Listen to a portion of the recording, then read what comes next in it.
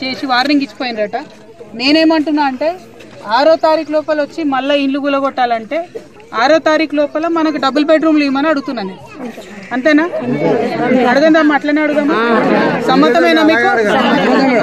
నేనేమంటున్నా అంటే ఒకవేళ డబుల్ బెడ్రూమ్ ఇస్తే మనకు కూడా పర్మనెంట్ ఒక ఇల్లు ఉంటుంది, సేఫ్టీ ఉంటుంది, అందరికి సొల్యూషన్ ఉంటుంది.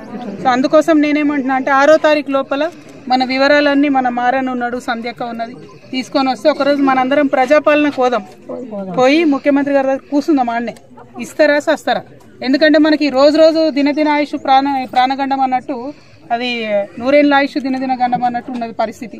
ఇక్కడ గుడిసేసుకొని ఉన్నా కూడా వచ్చి ఎప్పుడో ఒకసారి మళ్ళీ ఈ రుబాబు, మళ్ళీ వాళ్ళొచ్చుడు వీళ్ళొచ్చుడు, మనిషికొకలు వచ్చుడు, బెదిరించుడు, ఇంట్లో అధికారుల అవినీతి ఉంది, నాయకులది ఉంది, అందరిది ఉంది కథ తెలుసు. కానీ ఇక అన్ని బయట చెప్పలేం, ప్రతి ఒక్క ముచ్చట తెలుసు.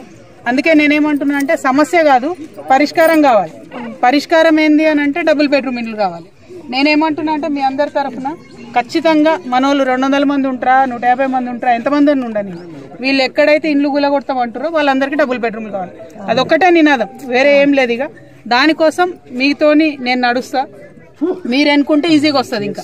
కాబట్టి కొంచెం వివరాలు తీసుకుందాం, పోయి అక్కడనే కూర్చుందాం. ఇక అక్కడ ప్రజాపాలన సీఎం గారు ఉంటారట, అన్నే కూర్చుందాం. కూర్చొని ఇచ్చేదాకా కదలేదు లేదు. ఏమంటారు? జై తెలంగాణ, జై తెలంగాణ. వాళ్ళు మనకు అక్కడ డబుల్ బెడ్రూమ్ లేకుండా మళ్ళీ ఇక్కడికి బుల్డోజర్లు వేసుకొని వచ్చిర్రు అనుకోండి, నేనే వచ్చి బుల్డోజర్ ముంగట నిలబడతా. మీరు భయపడే అవసరం లేదు. Thank you. జై తెలంగాణ, జై తెలంగాణ.